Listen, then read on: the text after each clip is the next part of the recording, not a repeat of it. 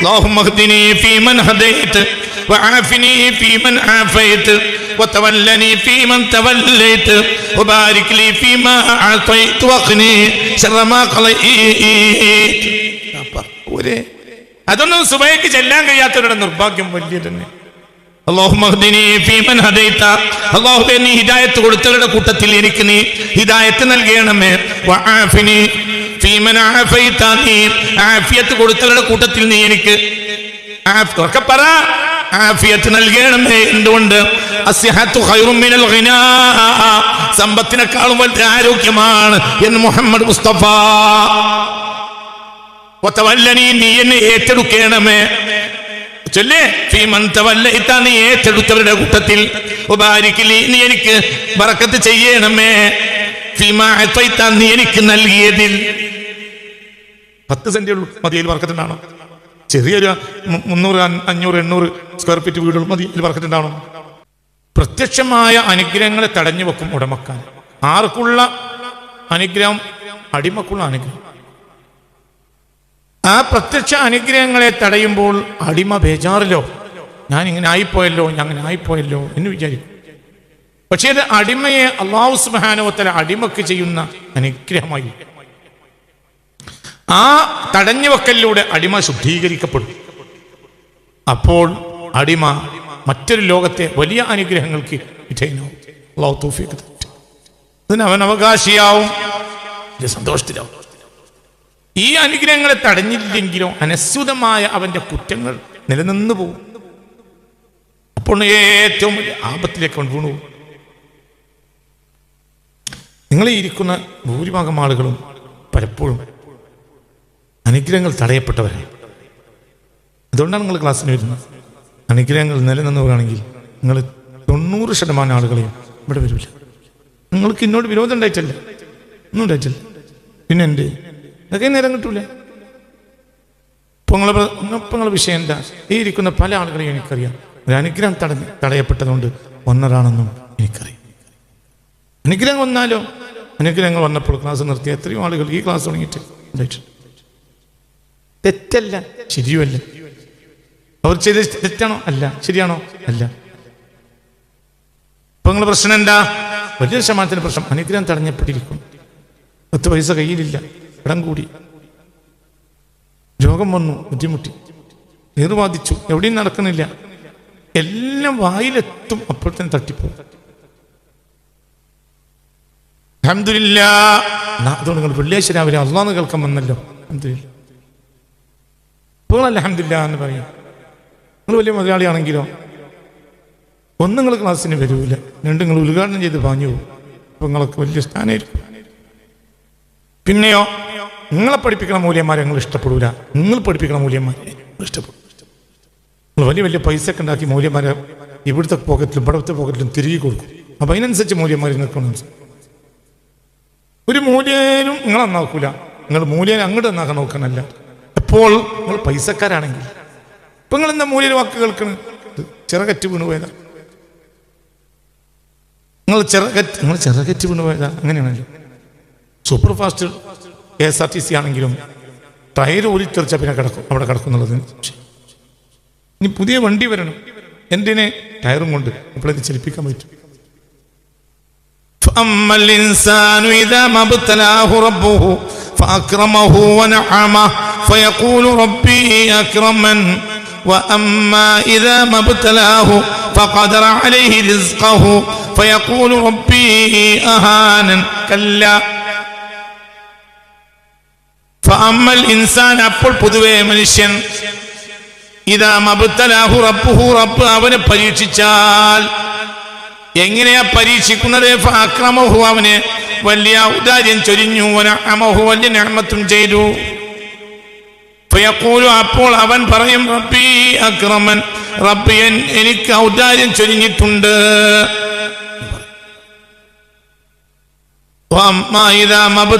റബ്ബ് അവനെ പരീക്ഷിച്ചാൽ, അതായത് അനുഗ്രഹം തന്നാൽ അവൻ പറയും എനിക്ക് അനുഗ്രഹം കിട്ടിയിട്ടുണ്ട്, എനിക്ക് വലിയ പൈസയുണ്ട്, വലിയ കാര്യമുണ്ട്, എന്റെ പടച്ചോൻ എന്നെ അനുഗ്രഹിച്ചിട്ടുണ്ട് എന്നവൻ പറയും.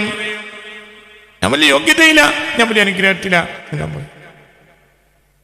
അമ്മാ ഇദാ മബ്തലാഹു റബ്ബ് അവന് ഇനി മറ്റൊരു പരീക്ഷണം നടത്തിയാൽ ഫഖദറ അലൈഹി റിസ്ഖഹു അവന് കൊടുത്തുകൊണ്ടിരുന്നതിനെ അല്ലാഹു ഒന്ന് ഖദറാക്കി, ഒന്ന് പിടിച്ചു. ഫയഖൂലു അപ്പോൾ അവൻ പറയും റബ്ബി അഹാനൻ പടച്ചോൻ എന്നെ നിന്ദിച്ചു കഴിഞ്ഞു. കല്ല മുതൽ തരുന്നത് അനുഗ്രഹം ബഹുമാനിച്ചതും അല്ല, മുതൽ നിർത്തിയത് നിന്ദിച്ചതും അല്ല. കല്ല അല്ല, വിചാരിച്ച മാതിരിയല്ല. അതായത് മുതൽ തരുന്നത് ഒരു ബഹുമാനമല്ല, മുതൽ കുറച്ചത് നിന്ദതയുമല്ല, വിചാരിച്ചൊന്നുമല്ല. എത്ര കൃത്യവർത്താനം. ചിന്തിക്ക്. ഫഅമ്മൽ ഇൻസാനു ഇദാ മബ്തലാഹു റബ്ബുഹു ഫഅക്രമഹു വനഅമഹു ഫയഖൂലു റബ്ബി അക്രമൻ. وأما إذا ما ابتلاه فقدر عليه رزقه فيقول ربي أهانن كلا. മുതൽ തന്നതൊരു ബഹുമാന്യതയല്ല, മുതൽ പിൻവലിച്ചതൊരു നിന്ദതയും അല്ല. ഒന്നല്ല, ചിലപ്പോൾ മുതൽ പിൻവലിച്ചത് ബഹുമാനായിരിക്കും. എന്തുകൊണ്ട് നിന്നെ അവിടെ കൊടുക്കാൻ പഠിച്ചോ കരുതിയിട്ടില്ല. കല്ല കല്ല, മനുഷ്യ കാര്യം നീ വിചാരിച്ചതുപോലെയല്ല. എന്താണ് നമ്മൾ ചിന്തിക്കാത്തത്? എന്താ ചിന്തിക്കാത്തത്? എന്തപ്പോ നമ്മൾ കുറെ കാലമായല്ലോ ദ്വാരക്കുന്നത്. അള്ളാഹ് നമുക്ക് തന്നൂടെ? ഉണ്ടല്ലോ, പൊനിയല്ലേ, മുതലാളിയല്ലേ, മുതലാളിയല്ലേ, അള്ളാഹു മുതലാളിയല്ലേ, അള്ളാഹു മുതലാളിയാണ്, മുതലാളിയാണല്ലോ, എന്താ തന്നൂടെ? നമ്മൾ തൗബ ചെയ്യേണ്ട ഒരുപാട് ചിന്തകളുണ്ട്. ആ ചിന്തേന് തൗബ ചെയ്യണം. ഞങ്ങളോട് പറഞ്ഞു വരുന്നത് തൗബയാണ്. കള്ളിന്ന് തൗബ ചെയ്യാൻ എളുപ്പമുണ്ട്, തോന്നിയാസത്തിന് തൗബ ചെയ്യാൻ എളുപ്പമുണ്ട്, പക്ഷെ ചിന്താഗതികളിൽ തൗബ ചെയ്യൽ എളുപ്പമല്ല. എന്തുകൊണ്ട്? ആ ചിന്തകൾ കുറ്റമാണെന്ന് പോലും നമുക്ക് ബോധമില്ല. ചന്ത എന്നത് കേവലം ചിന്തയല്ല, ഒരു നിലപാട്. അതാണ് ഇപ്പൊ നമ്മുടെ അവസ്ഥ. ഒരു നിലപാട്. പൈസ ഉള്ളവരാണ് വലിയൊരു, പൈസ ഇല്ലാത്തൊരു മോശം. ഒരു നിലപാടാ, തെറ്റാ. കല്ല കല്ല, എന്താ അവിടുത്തെ കല്ല എന്നുള്ള വാക്കിന്റെ ആഴത്രയാണ്. പണം തരുന്നത് ബഹുമാനവുമല്ല, പണം പിൻവലിക്കുന്നത് നിന്ദതയും അല്ല, രണ്ടുമല്ല. പണമുള്ളത് ബഹുമാനല്ല. ഇതിനാടാ കുറെ പണക്കാരെ ബഹുമാനിക്കും. ആരടാ അവിടെ പണക്കാരൻ? ഇവിടെ ഒരു പണക്കാരനല്ലേ ഉള്ളൂ, വർഷം വരാൻ. ആരടാ അവിടെ പണക്കാരൻ? എന്നിട്ട് വരാം ആസനം താങ്ങി നടക്കണം. എന്തിനാ മുതലാളിമാരെ മൂട്ടിൽ താങ്ങുക? കൂടി നമുക്ക് 10,000 രൂപ തന്നത്. ദാറു ഖുർആൻ റബ്ബിനെ സഹായത്താൽ ഞാൻ ജീവിച്ചിരിക്കുന്ന കാലത്ത് ഒരു മുതലാളിന് മൂട് താങ്ങുന്നു ഒരു മുതലാളി വിചാരിക്കാനുണ്ട്. നടക്കാനല്ല. പൈസ തന്ന നിങ്ങൾക്ക് നല്ലത്, ഇല്ലെങ്കിൽ അതൊന്നും തരാതിരിക്കുക എന്നുള്ള നല്ലത്. തന്നിട്ടില്ലെങ്കിൽ നിങ്ങൾക്ക് കുട്ടിയെ കൊണ്ടിരുന്ന വിരോധമൊന്നുമില്ല. മൂട് തന്നു. അങ്ങനെ മൂട് താങ്ങിയ ഒരു പൈസയുടെ ആവശ്യം ഒന്നും നടക്കൂല. എന്തുകൊണ്ട്? അങ്ങനെ നമ്മൾ ഇവർക്ക് കൊടുക്കുക. ആരെയും മൂട് താങ്ങരുത് എന്ന് പഠിപ്പിക്കാൻ വേണ്ടി നമ്മൾ മൂട് താങ്ങി കൊണ്ടുവരാൻ പാടുണ്ട്. അതെങ്ങനെ നമ്മൾ ഇവർക്ക് കൊടുക്കുക? ഈ കുട്ടികൾക്ക് നമ്മൾ തിന്നാൻ കൊടുക്കണം. എങ്ങനെയാണത്? ആരും മൂട് താങ്ങരുത്, അള്ളാഹിനെയും പേടിച്ചാൽ മതി കേട്ടാ, മുത്തനബിയെ അള്ളാഹിനെയും അള്ളാഹ് റസൂലിനെയും പേടിച്ചാൽ മതി കേട്ടാന്ന് പഠിപ്പിക്കാൻ വേണ്ടിയിട്ട് നമ്മൾ പൈസ ഉണ്ടാക്കി കൊണ്ടുവരിക. ആരെങ്കിലും മൂട് താങ്ങിയിട്ട് നടക്കണ കാര്യമാണോ? വളരെ ചിന്തിക്കണം. പണം ഉള്ളത് ബഹുമാനമല്ല, പണം പോയത് നിന്ദയും അല്ല. ഒരു പ്രഗത്ഭനായ മുതലാളി ഈ ആഴ്ച മലയാളക്കരയിൽ മരിച്ചിട്ടുണ്ട്. പ്രഗത്ഭനായ മുതലാളി. എന്ത് നഷ്ടം വന്നു? ഒരു നഷ്ടമല്ല. എന്താ നഷ്ടം പറയടാ. കേരളം കണ്ട പ്രഗത്ഭനായ ഒരു മുതലാളി ഈ ആഴ്ച കേരളത്തിൽ മരിച്ചിട്ടുണ്ട്. എന്തടാ കേരളത്തിന് നഷ്ടം? എന്താണ് മുസ്ലിമീങ്ങൾക്ക് നഷ്ടം? നഷ്ടം എന്താ നഷ്ടം? സാധു മരിച്ചാൽ 3 കഷ്ണം തുണി കൊണ്ടോ, മുതലാളി മരിച്ചാൽ 3 കഷ്ണം തുണി കൊണ്ടോ. എന്ത് നഷ്ടം? പക്ഷേ ഒരു ആലിം മരിച്ചാൽ ആ ഇൽമോട് കൂടി ആ മണ്ണിലിട്ട് മൂടും. നഷ്ടം. മുതലാളി മരിച്ചാൽ അയാൾ മുതൽ മണ്ണിലിട്ട് മൂടില്ല. മുതലാളിയുടെ സമ്പാദ്യം മുതലാണ്, അത് അയാൾ മരിച്ചാൽ മണ്ണിലിട്ട് മൂടുകയില്ല. ആലിമിന്റെ മുതൽ ഇൽമാണ്, അത് മരിച്ചാൽ മണ്ണിലിട്ട് മൂടും. പിന്നല്ല. മഹാനായ ശൈഖുനാ ശംസുൽ ഉലമ റഹിമഹുല്ലാഹ്, അല്ലാഹുവേ ദർജയേറ്റി കൊടുക്കട്ടെ. എത്രയോ നമ്മൾ ആലോചിക്കാറില്ലേ, ആ മഹാൻ ഉണ്ടായിരുന്നുവെങ്കിൽ, ഇന്നൊക്കെ ആ മഹാൻ ഉണ്ടായിരുന്നുവെങ്കിൽ ഇവിടെ 2ാമത്തെ വർത്തനം ഉണ്ടാവില്ല. ഒറ്റ വാക്കുകൊണ്ട് വിഷയം തീർന്നു. എൻ്റെ ആളില്ല, മരിച്ചപ്പോൾ എന്ത് പോയി?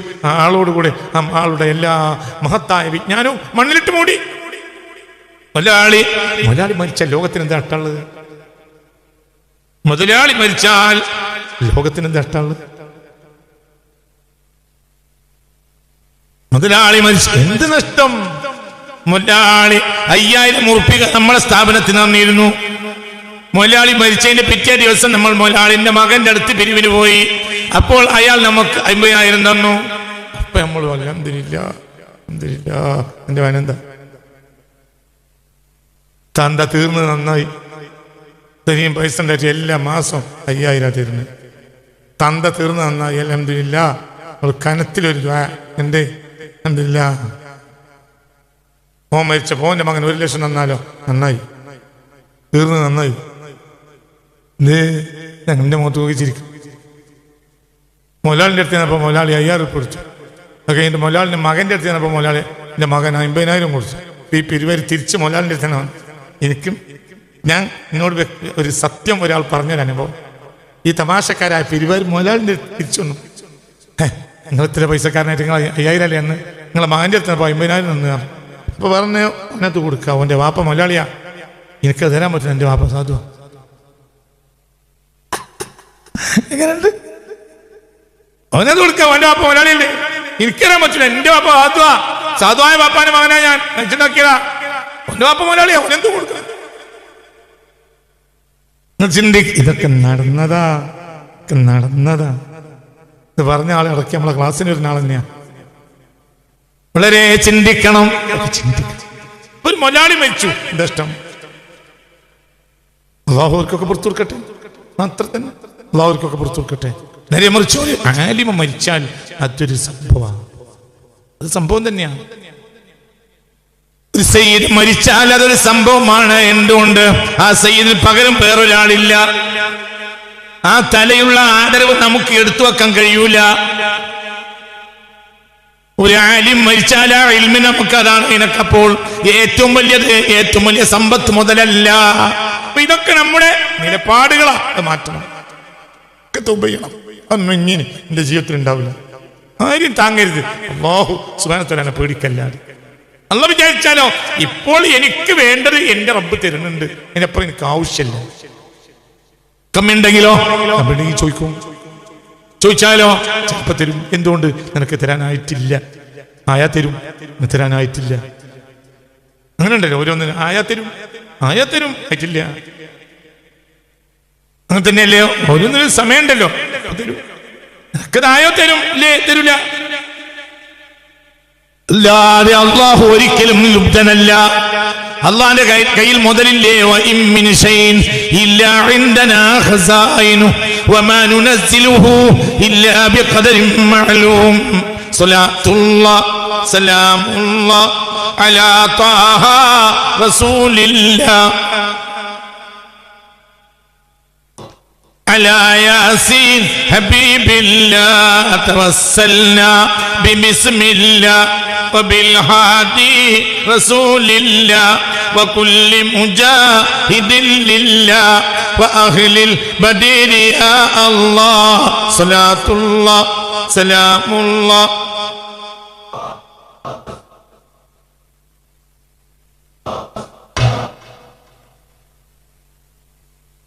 إلهي سلم الأمة من الآفات والنقمة ومن هم ومن أمة بأهل البدر يا الله صلاة الله سلام الله على طه رسول الله صلاة الله سلام الله على ياسين حبيب الله. പേടിക്കണ്ട. നിങ്ങളെപ്പോഴും അള്ളാഹിനോട് ആഫിയത്ത് ചോദിച്ചോളി. മുഹമ്മദ് മുസ്തഫ ആഫിയത്ത് ചോദിച്ചു, എന്ത് പരിഹരിക്കും? ആഫിയത്ത് വേണ്ട.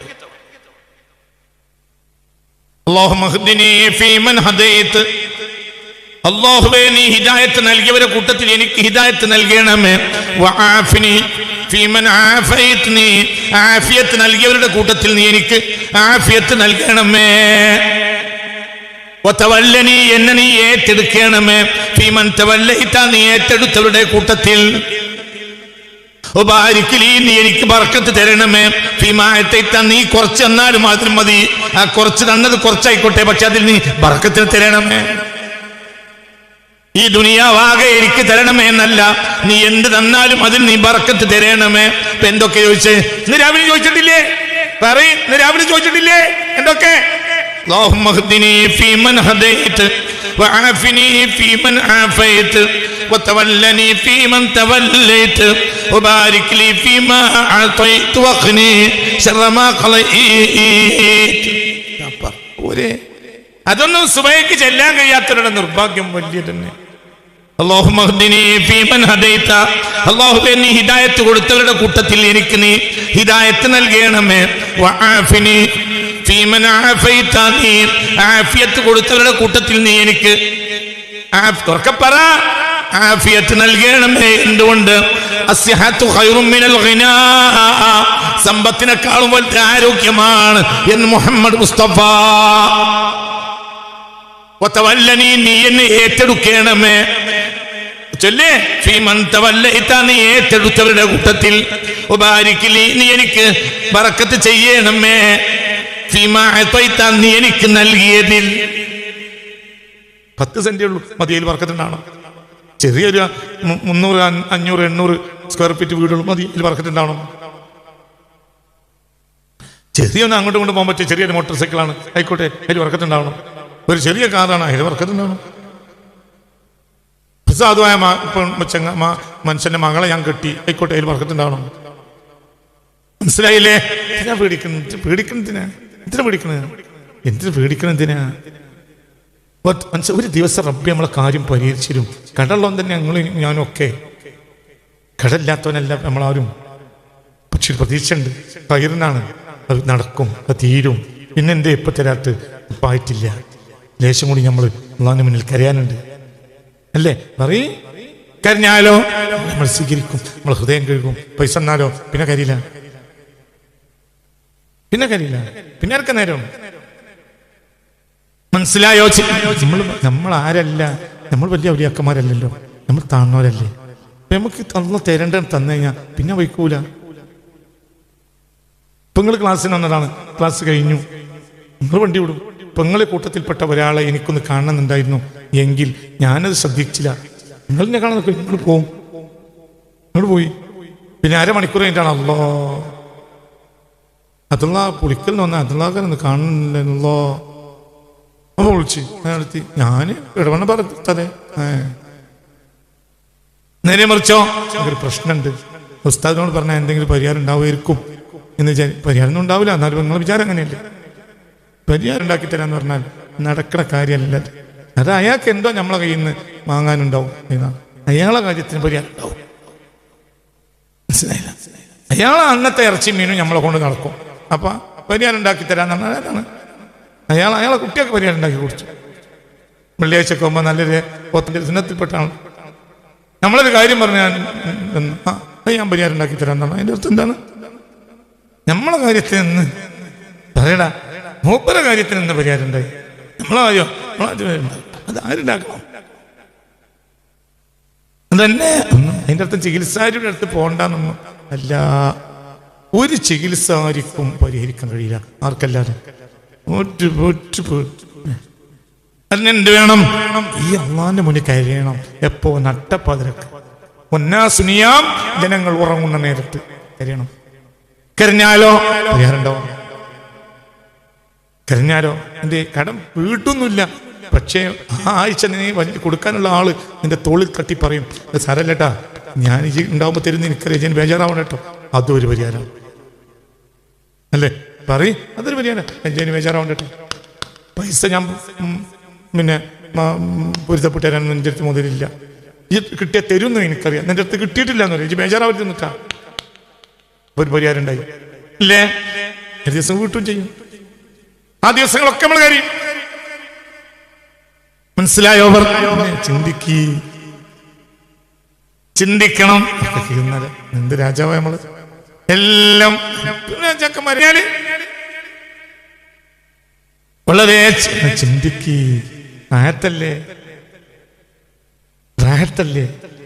എനിക്ക് 6 പെൺകുട്ടികളുണ്ട്, ഒരു പെൺകുട്ടിയെ മാത്രമേ കെട്ടിച്ചിട്ടുള്ളൂ. അപ്പം എൻ്റെ മനസ്സിൽ എപ്പോഴും ഒരു ആർത്തിയാണ്.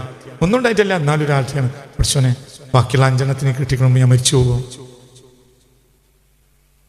5 എണ്ണയും കെട്ടിച്ചു, 6 കെട്ടിച്ചു. മരിമക്കളൊക്കെ നല്ല പൈസക്കാരും നല്ല ഉഷാറൊക്കെ ഉള്ള വലിയ വലിയ ആളുകളായി. അപ്പോൾ ഒരു മാസം ബാപ്പാനെ ഉംറക്കും കൊണ്ടുപോകും ഒരു മകൻ, മറ്റേ മാസം ബൈത്തുൽ മുഖദ്ദസിലേക്ക് വേറെ മരുമകൻ. അപ്പൊ 3ാമത്തെ മാര്യമന് ബാപ്പാൻ ഓന് വാഷിങ്ടണിൽ കച്ചവട, അമേരിക്കയിൽ കൊണ്ടു. പിന്നെ എനിക്ക് അങ്ങോട്ട് കൊണ്ട് പിടിയും വലിയും കൂടി കയ്യിന് വേദനയിരിക്കും. അങ്ങോട്ട് പിടിക്കും, അങ്ങോട്ട്. ഇനി മക്കത്ത് പോകുകയാണെങ്കിലും പറയാനുള്ള എന്താ, അൽഹംദുലില്ലാ പ്രച്ചോനെ എപ്പോ ഉണ്ട്, ആവശ്യമൊന്നുമില്ല പ്രച്ചോനെ. കുട്ടികളൊക്കെ കാര്യപ്പാണല്ലോ, അൽഹംദുലില്ലാ അൽഹംദുലില്ലാ.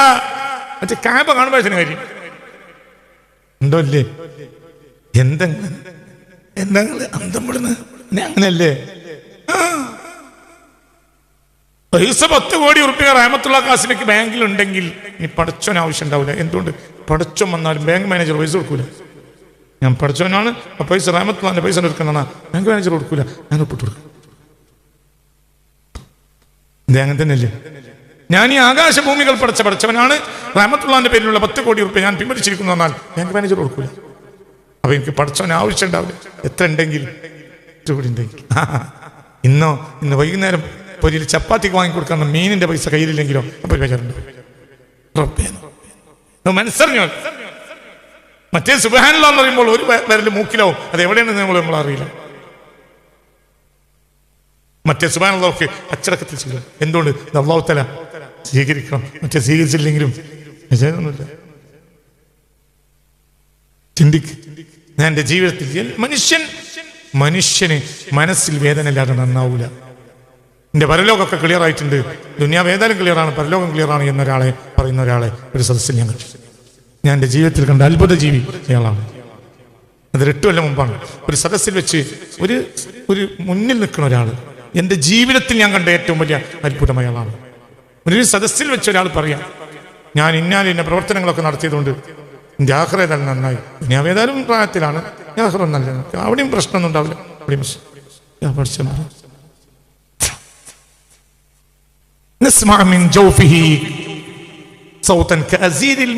വറുചട്ടിയിലേക്ക് കടുകറിഞ്ഞാൽ ഉള്ളതുപോലെയുള്ള ഒരു പതപതപ്പ് മുത്തുനബിയുടെ നെഞ്ചിൽ നിന്ന് ഞങ്ങൾ സുജൂദിൽ കിടക്കുമ്പോൾ കേൾക്കാമായിരുന്നു എന്ന് ആ സ്വഹാബ റസൂലുള്ളാഹി സ്വല്ലല്ലാഹു അലൈഹി വസല്ലം. ഇവിടെ ഇങ്ങനെ പൊട്ടിപ്പൊരിയുന്നവര് വേദന ഉണ്ടാവും. ഹബീബായ റസൂലുള്ളാഹി സ്വല്ലല്ലാഹു അലൈഹി വസല്ലം മുതവാസിലൽ അഹ്സാൻ, ഒരു ദുഃഖിതന്റെ മുഖഭാവമാണ്. എല്ലാം നേടിയവന്റെ മുഖഭാവമല്ല. ഹബീബായ റസൂലുള്ളാഹി മനസ്സിലായില്ലേ? ഹബീബായ റസൂലുള്ളാഹി സ്വല്ലല്ലാഹു അലൈഹി വസല്ലം കാന ഖലീലൽ കലാമി ദായിമൽ ഫിക്രി മുതവാസിലൽ അഹ്സാൻ. കാന ഖലീലൽ കലാമി, കുറച്ചേ വർത്തമാനം പറയുകയുള്ളൂ. ദായിമൽ ഫിക്രി, മിക്കവാറും ചിന്തയായിരിക്കും. മുതവാസിലൽ അഹ്സാൻ, എപ്പോഴും ദുഃഖം തളം കെട്ടി നിൽക്കുന്ന മുഖമാണ്. ആരുടേത്? മുഹമ്മദ് മുസ്തഫ. മുഹമ്മദുൻ ബശറുൻ ലാ കൽ ബശരി യാഖൂതുൻ ഹജറുൻ ലാ കൽ ഹജരി. മുഹമ്മദ് മുസ്തഫ സല്ലല്ലാഹു അലൈഹി വസല്ലം.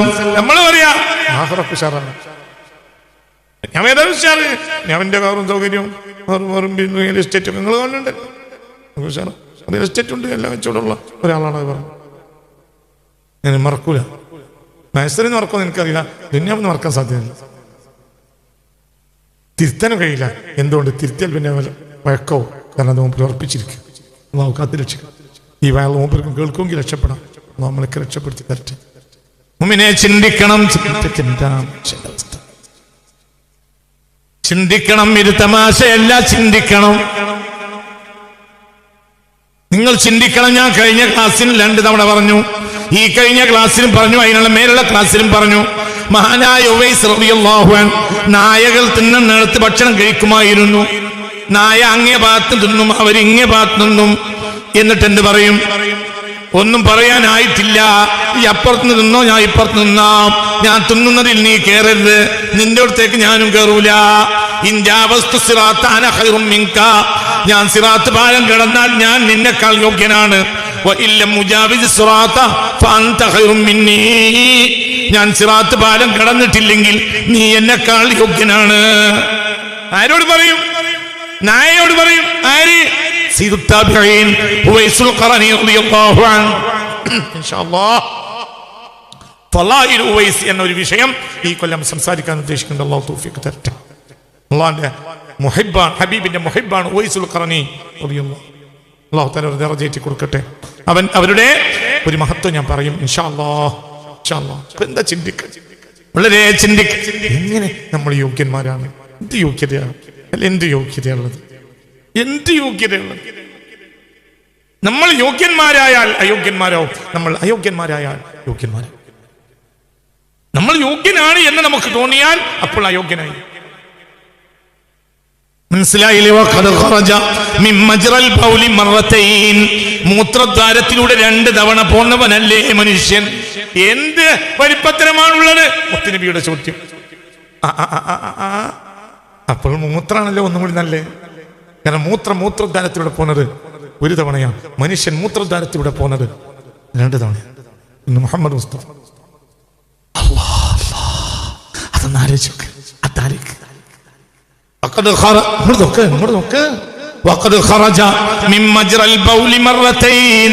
മനുഷ്യ അഹങ്കരിക്കാൻ മനുഷ്യൻ ആര്?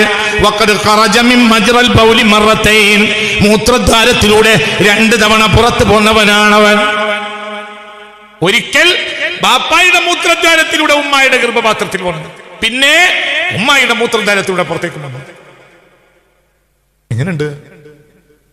മൂത്രദ്വാരത്തിലൂടെ പോകുന്നത് 1 വട്ടം, മനുഷ്യൻ മൂത്രദ്വാരത്തിലൂടെ പോകുന്നത് 2 വട്ടം. എന്ന് മുഹമ്മദ് മുസ്തഫ സല്ലല്ലാഹു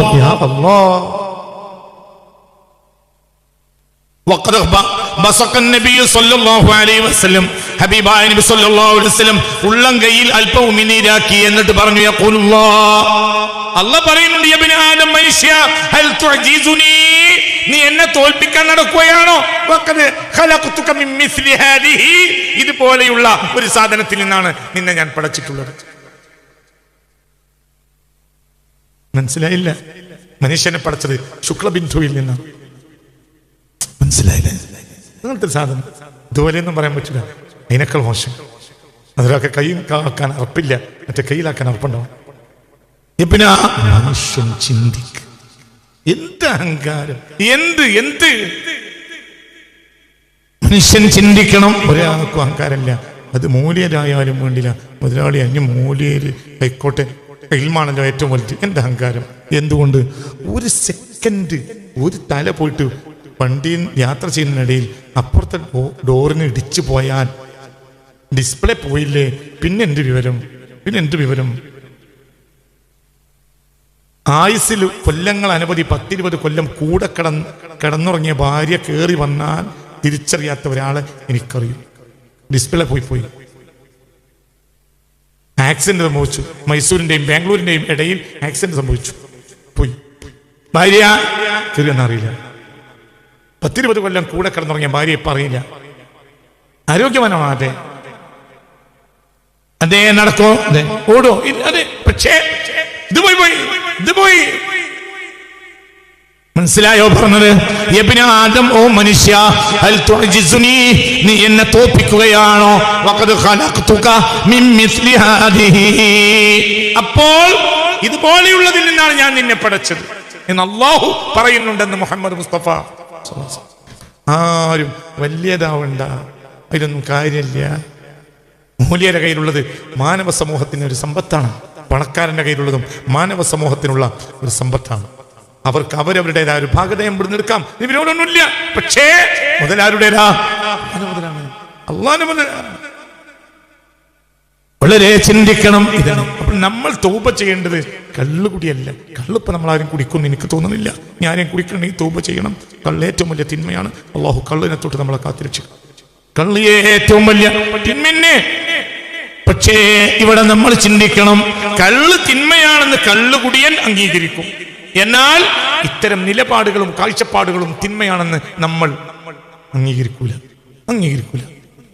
എന്റെ നാട്ടിലെ ഏറ്റവും മോശപ്പെട്ടവനായ ആൾ ഉള്ളിൻ്റെ ഉള്ളിൽ ഞാനാണ്, നമ്മൾ പുറത്ത് പറഞ്ഞിട്ടില്ലെങ്കിലും ഇത് നമ്മൾ അംഗീകരിക്കൂല. എന്തുകൊണ്ട്? ഈ നാട്ടിൽ അത്യാവശ്യം നല്ലവൻ നമ്മളാണെന്നാണ് നമ്മുടെ ധാരണ. മനസ്സിലായോ? ചിന്തിക്കും.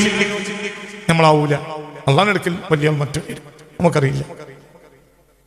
നിങ്ങളെല്ലാവരും എൻ്റെ കൈ പിടിച്ചിട്ട് ദ്വാരക്കണം എന്ന് പറയും. ഈ ദ്വാരക്കണം എന്ന് പറഞ്ഞ ഓരോരുത്തരും യോഗ്യന്മാരോ ആരെക്കാൾ ദ്വാർപ്പിക്കുന്ന എന്നെക്കാൾ. ഈ ബോധമില്ലാതെ ഞാൻ നന്നാവില്ല.